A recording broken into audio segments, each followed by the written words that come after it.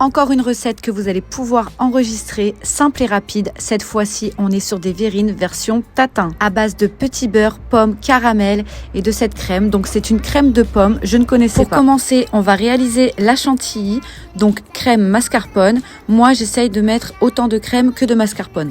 Et on va venir fouetter notre mélange. Je rajoute un peu de sucre glace. Pareil, vous faites à vue d'œil. Personnellement, c'est exactement ce que je fais. Et on vient mélanger pour que notre crème soit ferme. Ensuite, j'ai épluché et découpé quelques pommes. Le but, c'est de les découper en dés. Alors, je sais pas si c'est les bonnes pommes pour la cuisson, mais moi, elles étaient à la maison, donc je les ai utilisées. Ensuite, on vient faire revenir nos dés de pommes dans du beurre. Et à partir de là, vous pouvez rajouter du sucre ou de la cassonade. Vous faites exactement comme vous voulez. Le but, c'est de bien mélanger pour pas faire brûler notre préparation. Et pareil, moi, j'ai rajouté de la cannelle, mais si vous aimez pas, vous n'êtes pas obligé. Pour la cuisson, vous faites comme vous voulez, si vous les préférez un peu plus molles ou un peu plus fermes.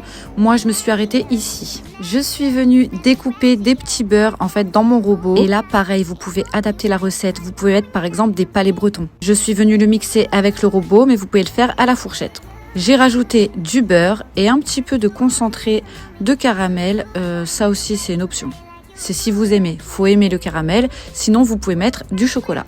Je suis venue mettre ma préparation dans les verrines et pour la déco, j'ai mis un petit coulis de caramel autour des verrines. Je le répète, vous n'êtes pas obligé. Et je suis venue disposer cette crème de pomme que je ne connaissais pas.